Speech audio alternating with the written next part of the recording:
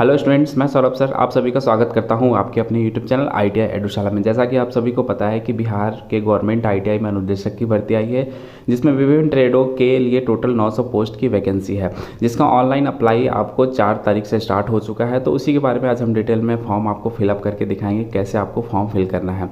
तो अगर आपने अभी तक फॉर्म फिलअप नहीं किया है तो वीडियो को जरूर अंत तक देखें, कि जिससे जो भी आपको प्रॉब्लम आ रही हो कि वो आसानी से आपको समझ में आ जाएगा और आप आसानी से अपना फॉर्म भर सकते हैं। तो ये इसका ऑफिशियल वेबसाइट है, Bihar technical service commission, Bihar तकनीकी सेवा आयोग। सबसे ऊपर वाला जो लिंक आपको दिख रहा होगा ये आपका लिंक है ऑनलाइन अप्लाई करने के लिए। जैसे ही आप इस पर क्लिक करेंगे तो जितने अलग अलग ट्रेडें हैं आपको अलग अलग ट्रेडों की वैकेंसी दिख जाएगी। ये आपका ट्रेड वाइज वैकेंसी है। आपका ये एडवर्टीजमेंट नंबर, स्टार्ट डेट 4/7/2023 से लेकर आपको 3 अगस्त 2023 तक ऑनलाइन अप्लाई होगा। जिस ट्रेड के आप स्टूडेंट है उस ट्रेड के सामने आपको राइट साइड में ऑनलाइन अप्लाई का ये ऑप्शन दिया हुआ है। जिस ट्रेड में है आप उस ट्रेड के सामने क्लिक करके यहाँ पे ऑनलाइन अप्लाई पे क्लिक कर सकते हैं। तो जैसे ही आप क्लिक करेंगे तो कुछ इन्फॉर्मेशन आपको दिया रहेगा, ये आप देख सकते हैं। और यहाँ पे एडवर्टीजमेंट दिया है अलग अलग ट्रेड की, आप डाउनलोड भी कर सकते हैं। तो सबसे पहले आपको रजिस्टर्ड करना पड़ेगा अपने आप को।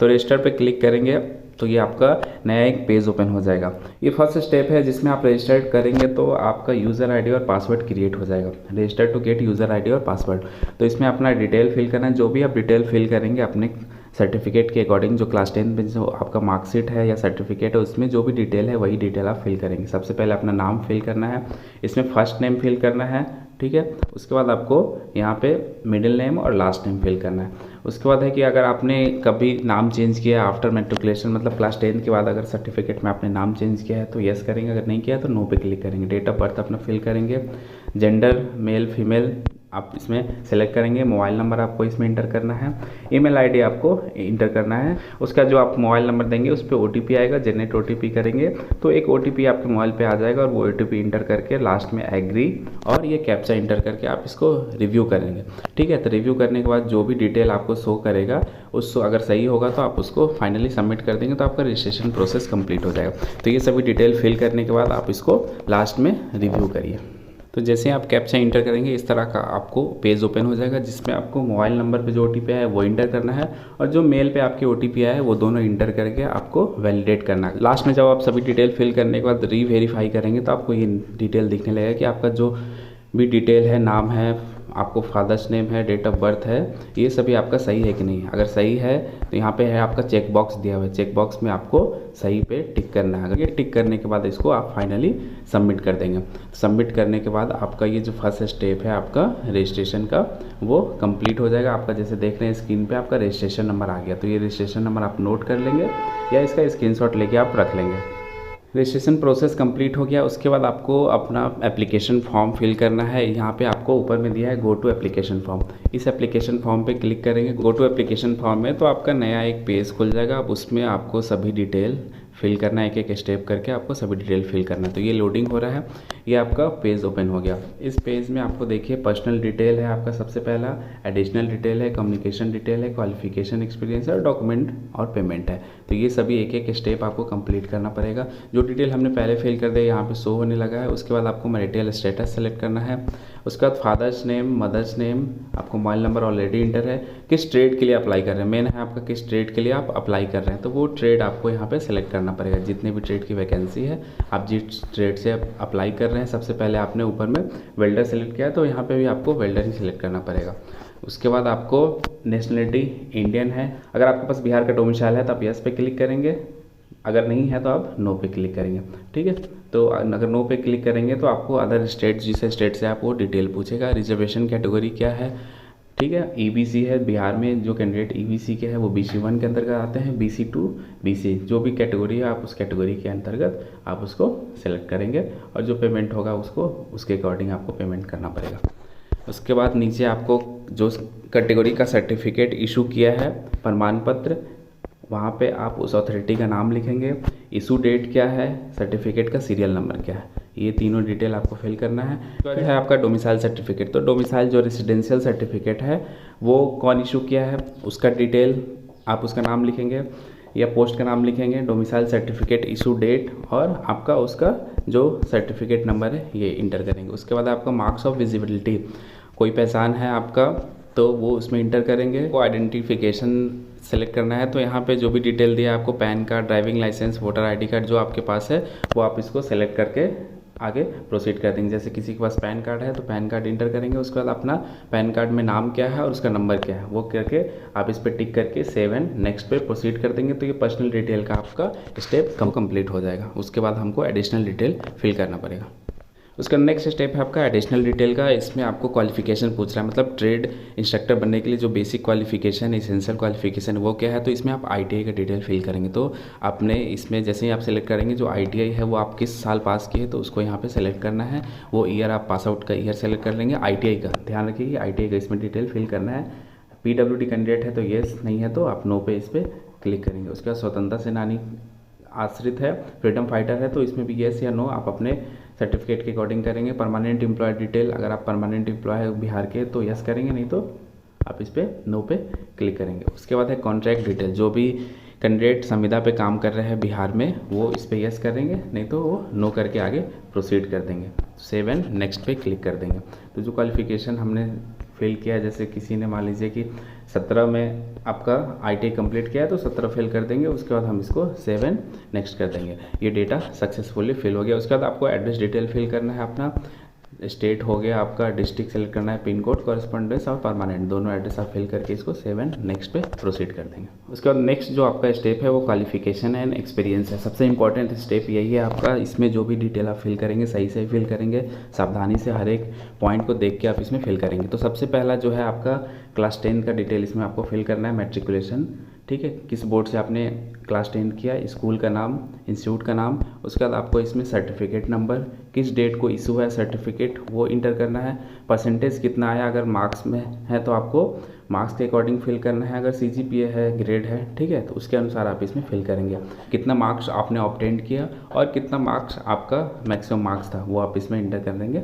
उसके बाद परसेंटेज ऑटोमेटिक कैलकुलेट हो जाएगा। उसके बाद ईयर ऑफ पासिंग, कब आपने क्लास 10th पास किया है। उसके बाद आपको आईटीआई का डिटेल फिल करना है, क्योंकि वेल्डर ट्रेड के लिए फिल कर रहे हैं तो ये ऑटोमेटिक वेल्डर ट्रेड आपका आ गया है। उसके बाद इंस्टीट्यूट पास फ्रॉम, ठीक है, तो आपने किस आईटीआई से, जो भी ये वेल्डर ट्रेड से आईटीआई किया है, कहाँ से किया है उसका नाम फिल करना है। ये आपका इंस्टीट्यूट एनसीवीटी से रिकॉग्नाइज होना चाहिए, ठीक है, एससीवीटी वाले इसके फॉर्म फिल नहीं कर सकते हैं। उसके बाद आईटीआई का सर्टिफिकेट नंबर आपको इसमें फिल करना है। परसेंटेज आपको इसमें मार्क्स वाला जो है, क्योंकि इसमें परसेंटेज होता है तो इसको आप परसेंटेज पे सेलेक्ट कर लेंगे।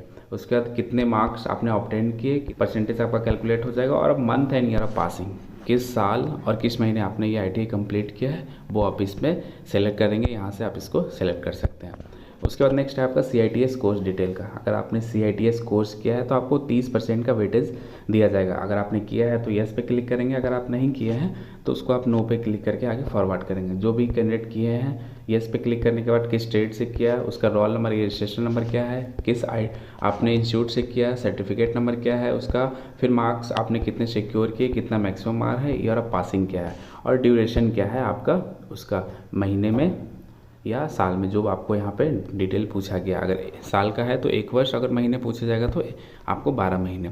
तो ये आप CTI का डिटेल इसमें फिल करेंगे। उसके बाद मेन है आपका एक्सपीरियंस का, क्योंकि जो ITI के कैंडिडेट हैं उनको 3 साल का एक्सपीरियंस चाहिए। तो मिनिमम 3 साल का एक्सपीरियंस आपको होना चाहिए, तभी आप इसमें क्या कर सकते हैं, एलिजिबल है।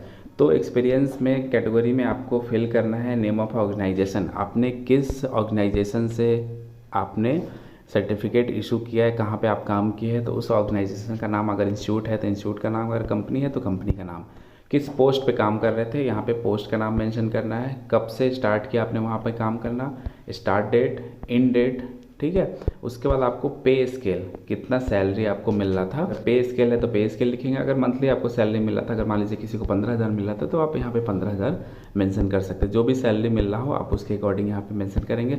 वो जो लेटर इशू हुआ है उस लेटर का नंबर क्या है और किस डेट में ये लेटर इशू हुआ है ये इंटर कर देंगे। अगर एक से ज़्यादा कंपनी में या इंस्टीट्यूट में आपने काम किया है तो यहाँ पे ऐड न्यू रो पे आप क्लिक करके नया कॉलम ऐड कर सकते हैं, ये फिल हो जाएगा। उसके बाद सीरियल नंबर 1 के अलावा फिर आपको सीरियल नंबर 2 में वो डिटेल दिखने लगा। तो जितने भी रो चाहे आप इसमें ऐड कर सकते हैं, जितने आपके पास सर्टिफिकेट है वो सभी आप इसमें अलग अलग अगर है तो आप उसको इसमें ऐड करके फाइनली सेव एंड नेक्स्ट पे प्रोसीड कर देंगे। तो ये स्टेप आपका कंप्लीट हो जाएगा। तो नेक्स्ट स्टेप है जो आपका डॉक्यूमेंट और पेमेंट का है। तो इसमें आपको डॉक्यूमेंट अपलोड करने हैं। Upload the scan copy of recent passport size photo, ठीक है। आप यहाँ पे क्लिक करेंगे तो आपको दिखने लगेगा कि जो उसका साइज़ होना चाहिए, क्या साइज़ है फ़ोटो का, ये सभी आप डिटेल इसके अकॉर्डिंग सेलेक्ट करेंगे। 50 KB मैक्सिमम होना चाहिए आपका, 200 DPI होना चाहिए और आपका डायमेंशन 3.5 सेंटीमीटर से 4.5 सेंटीमीटर। तो यहाँ पे आप क्लिक करेंगे, सभी का डिटेल आपको शो होने लगेगा। फ़ोटो अपलोड करना है, सिग्नेचर, क्लास 10 का सर्टिफिकेट। तो क्लास 10 का जो सर्टिफिकेट है आपको JPG PDF किसी भी फॉर्मेट में हो सकता है। ITI का सर्टिफिकेट, ITI का मार्कशीट सभी सेमेस्टर का, CTI का सर्टिफिकेट, फिर CITS का marksheet, domicile certificate, essential work experience मतलब एक्सपीरियंस का सर्टिफिकेट आपको अपलोड करना है। अगर नॉन क्रीमी लेयर के कैंडिडेट है कोई बिहार के, तो उनको नॉन क्रीमी लेयर का सर्टिफिकेट यहाँ पे इंटर करना पड़ेगा। ID कार्ड जो आपने वहाँ पे मेंशन किया है पैन कार्ड का, वो आपको इसमें अपलोड करना पड़ेगा। और भी कोई अदर डॉक्यूमेंट है तो आप इसमें अपलोड कर सकते हैं। उसके अलावा पेमेंट का ऑप्शन, ऑनलाइन जो ऑप्शन है आपको इस पर सेलेक्ट करना पड़ेगा। 150 पेमेंट लग रहा है, कैटेगरी का है, गर्ल्स कैंडिडेट है। और ये सभी डिटेल आपको फिल करके यहाँ पे टिक करके फाइनली आपको यहाँ पे कैप्चा इंटर करके फाइनली आपको प्रीव्यू पे क्लिक करना है। प्रीव्यू पे आपको सभी डिटेल शो होने लगेंगे। आप एक एक डिटेल चेक कर लेंगे कि आपने जो भी डिटेल फिल किया है वो सही है कि नहीं सही है। फाइनली फॉर्म फिल करने के बाद आपको रिव्यू ऑप्शन पे क्लिक करना पड़ेगा। रिव्यू में आपको सभी डिटेल आपने जो अभी तक डिटेल फिल किया है वो सभी आपको शो होने लगेगा। तो एक एक करके आप सभी डिटेल को फाइनली चेक कर ले। अगर उसमें कुछ गलती है तो आप उसको अभी एडिट कर सकते हैं, लेकिन अगर आप सबमिट कर देंगे तो उसमें कोई एडिट करने का ऑप्शन नहीं आएगा। यहाँ पे जो भी डॉक्यूमेंट है आप इसको यहाँ पे क्लिक करके शो कर सकते हैं। जो भी डॉक्यूमेंट हमने अपलोड किया आप यहाँ पे शो कर सकते हैं क्लिक करके। कहीं गलती से कोई दूसरा सर्टिफिकेट या मार्कशीट या आपको फ़ोटो तो अपलोड नहीं हो तो चेक कर सकते हैं। यहाँ पे सिग्नेचर आपको शो होने लगेगा। उसको फाइनली आप इसको ओके पे क्लिक करेंगे, ठीक है। तो आपको अब फाइनली क्या करना है, इसको सबमिट करना है। तो जैसे आप सबमिट पे क्लिक करेंगे तो आपको यहाँ पे एक ऊपर में दिखेगा आपको please view signature before submit, ठीक है। तो आपने जो सिग्नेचर और फोटो अपलोड किया उसको आपको व्यू करना पड़ेगा। सबसे ऊपर में जाएंगे तो यहाँ पे आपको ये सिग्नेचर दिया हुआ और फोटो दिया हुआ है, ठीक है। तो आप इसको क्या करना पड़ेगा, आपको व्यू करना पड़ेगा। यहाँ पे क्लिक कर देंगे व्यू अपलोडेड फोटो, तो ये आपको फोटो दिखने लगेगा, ठीक है। उसके बाद जो आपने सिग्नेचर अपलोड किया है उसको भी आप व्यू कर देंगे तो वो दिख जाएगा। उसके बाद आपको ये ऑप्शन फाइनली आप इसको सबमिट कर सकते हैं, ठीक है। तो सबमिट करने के पहले यहाँ पे जो कैप्चा दिया है वो हमको इंटर करना पड़ेगा। उसके बाद हम फाइनली इसको क्या करेंगे, सबमिट कर देंगे। जो भी आपको कैप्चा दिया है वहाँ पे आप इसको इंटर कर देंगे और फाइनली ये आपको सबमिट कर देंगे। तो इस तरह फॉर्म आपका ये स्टेप क्या हो जाएगा, कंप्लीट हो जाएगा। फाइनली आपको अब बस पेमेंट करना है, बाकी सभी डिटेल आपका फिल हो गया। यहाँ पे देख रहे हैं पेमेंट का ऑप्शन ओपन हो रहा है। यहाँ पे आपको पेमेंट करना है। तो पेमेंट 150 रुपये आपको दिखा रहा था, गर्ल्स कैंडिडेट है और EBC में है इसलिए पेमेंट आपको 150 ही है। तो किसी भी मोड से आप credit card, net banking, UPI जो भी ऑप्शन हो, जो भी अवेलेबल हो आप उसके अकॉर्डिंग आप इससे पेमेंट कर सकते हैं। पेमेंट पे आप क्लिक करेंगे, जैसे UPI से पेमेंट करना है तो UPI पे क्लिक कर देंगे आप। तो आपका यूजिंग UPI ID से आपको करना है, तो UPI ID आप इस पर इंटर करके मेक पेमेंट कर देंगे। तो ये फाइनली आपका पेमेंट करने के बाद सबमिट हो जाएगा।